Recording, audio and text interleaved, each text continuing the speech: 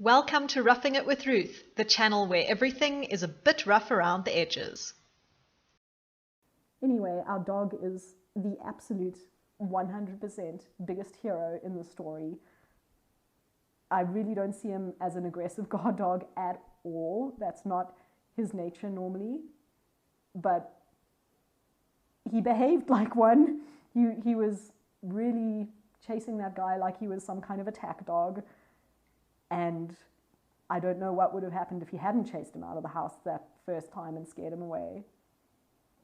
So, yes. Well done, Spike.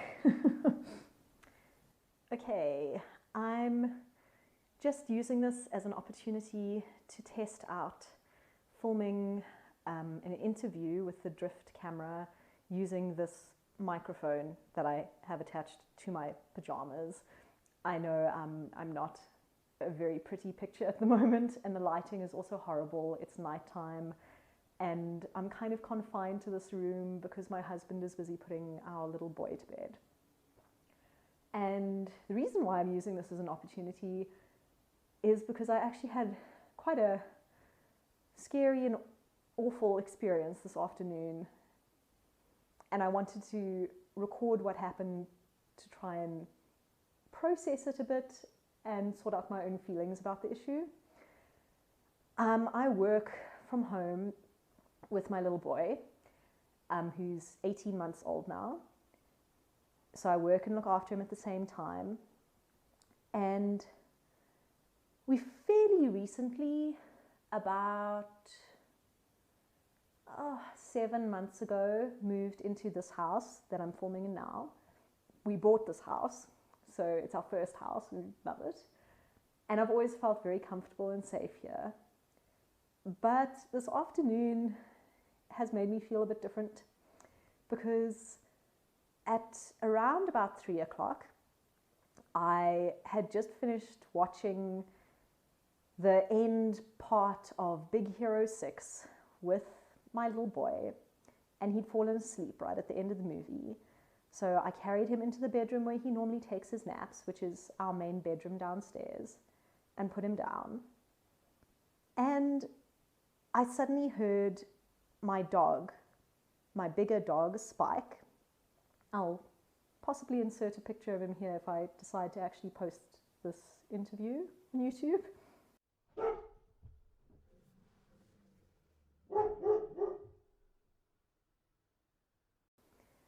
Anyway, I suddenly heard Spike start barking in a very threatening, aggressive way, which is unusual for him.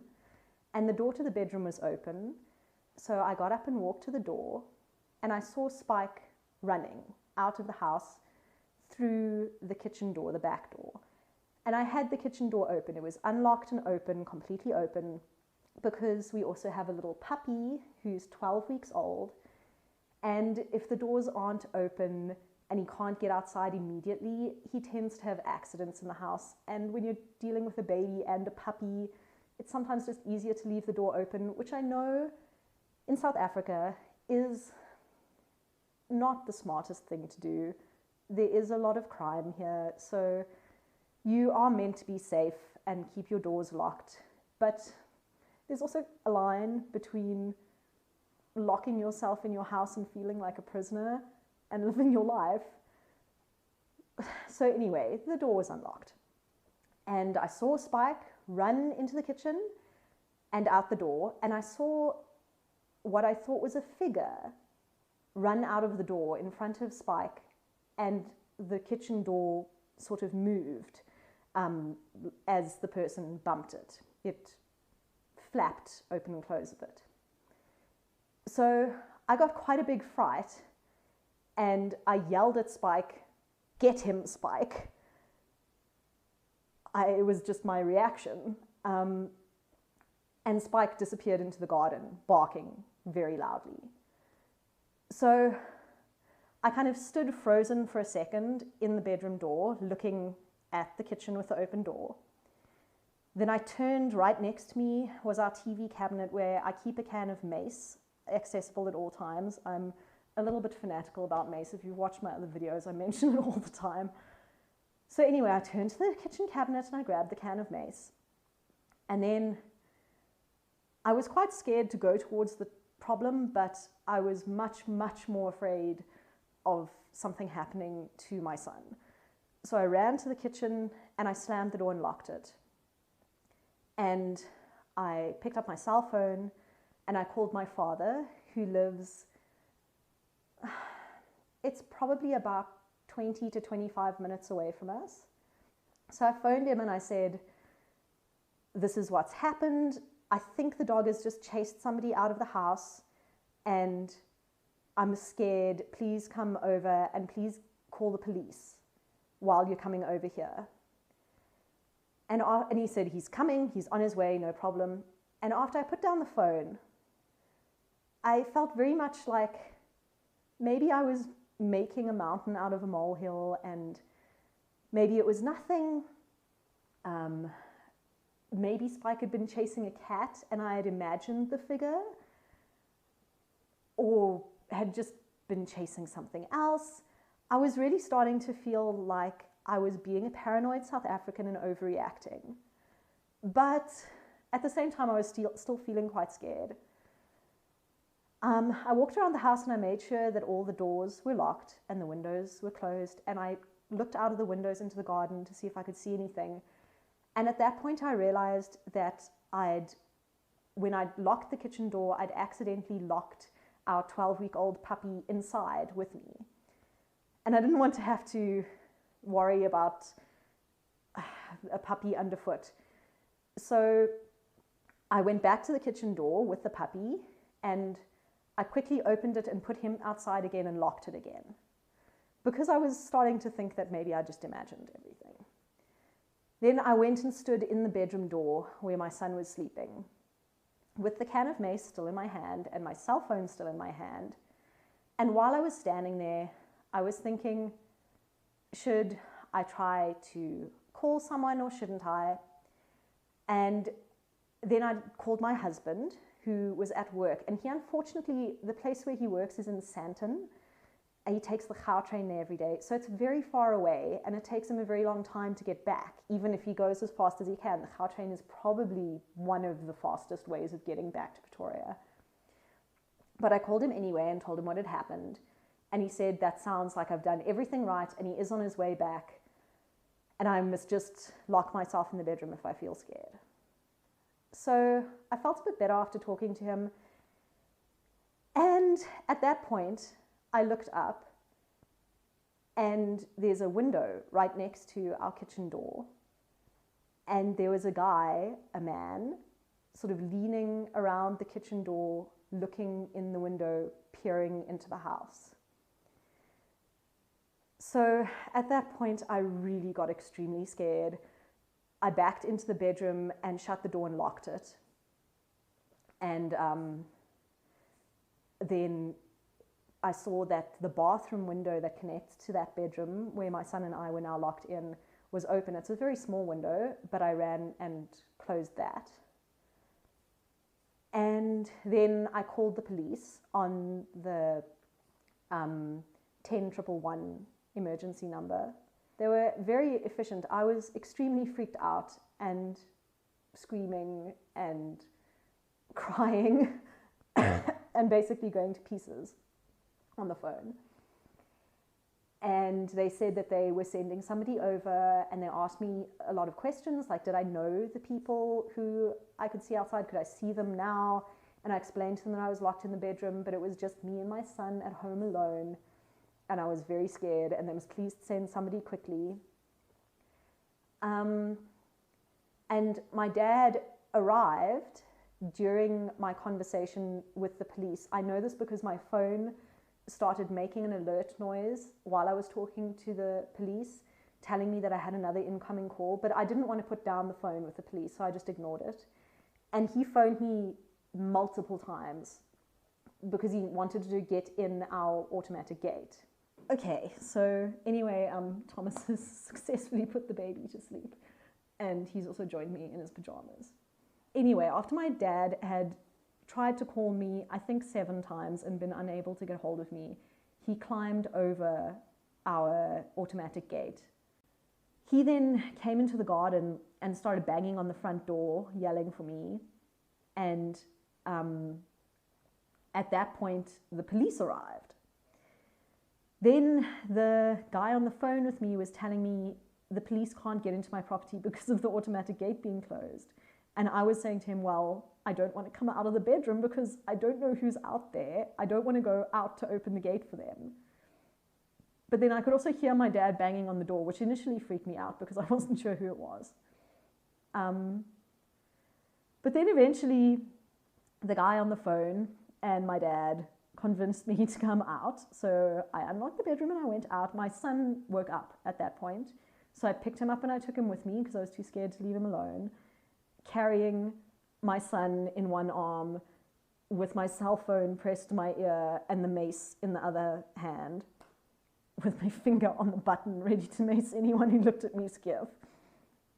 And I went outside and I gave the keys with the remote to open the automatic gate to my dad, who then went and opened the gate to let the cops in.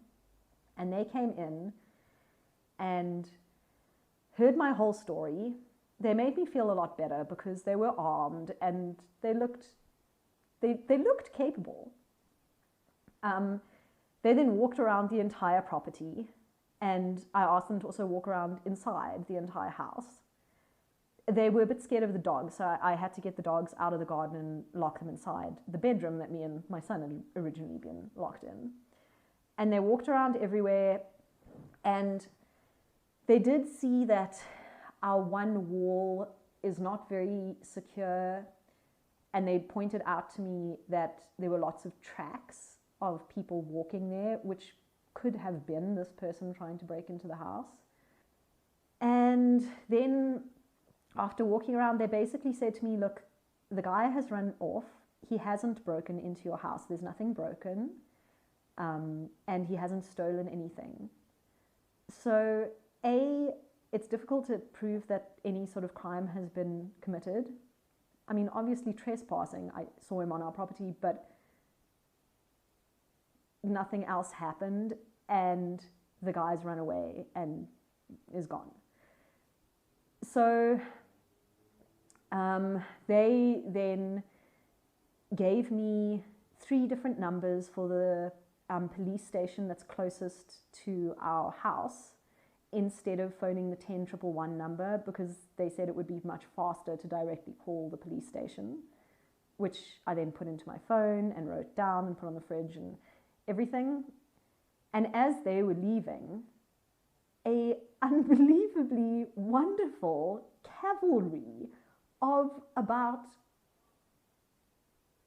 it felt like hundreds, but I think it was 3 or 4 cars from the local neighborhood watch arrived, and along with another police vehicle with another 2 police people in it. So then I explained to these other police people that their colleagues had just been there and taken a look, and the guy was gone. And I was standing in our driveway talking to them at that point, and our neighbors came out and asked me if I was okay and asked what was going on, because they'd seen the police and my dad jumping over the gate and all that sort of thing. And they then said that a woman had spoken to them and said that she'd seen somebody jumping over our gate out of our property, the same one that my dad had jumped over to get into our property. She'd seen somebody jumping over the gate to get out, with one shoe on and carrying the other shoe in his hand, with a grey overall with reflective tape on it, yellow reflective tape. So at that point, we kind of assumed that that was the way that he'd got away. And while the neighborhood watch was sitting around there, we discovered that in the process, either of this guy going out or potentially in as well over our automatic gate, and my dad going in over our automatic gate, the automatic gate had become damaged somehow and it wasn't working properly. And a really, really lovely guy from the neighborhood watch then fixed our automatic gate for us. Took the whole thing, the whole battery area off, and had a look at it and sprayed lubricant on all the moving pieces. And my son thought that this was just the best game ever. And he had a lot of fun emptying my husband's toolbox and handing this guy screwdrivers and bits and pieces that he didn't really need, but it was very cute. And then while we were all standing around there, the same woman that had spoken to my neighbors pulled up in her car and said to the neighborhood watch that she'd seen this guy jumping out of our property over the automatic gate. And then she said to him, he's right down the street there, the same guy. So they drove off and got this guy and brought him to the property and asked me if I could ID him. But I'd only seen his face for a second through the window. I hadn't seen the clothes that he was wearing at all. So I couldn't say 100% certain that it was him.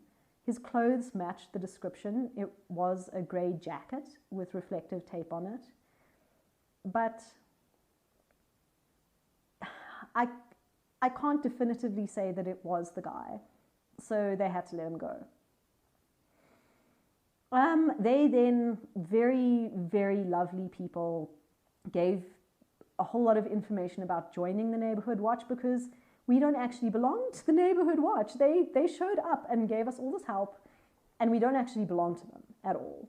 We don't pay them fees or anything, but I told them that I really wanted to belong to them, and I wanted to get a radio, and I wanted to pay them whatever money they wanted for this awesome service. And they then promised to come back with application forms later that evening, which they did. And then everybody left, and my dad stayed with me, and we locked ourselves inside the house. And I think we just talked about what had happened. I can't even really remember what we talked about. I had so much adrenaline going through my system at that point still. And a little bit after that, my husband came home. And that's basically the end of the story. Do you want to add anything? No. Not really. Okay. So that's the end of the story, recorded hopefully semi-adequately with this mic that I'm using for the very first time. But yes, that's the end of the story.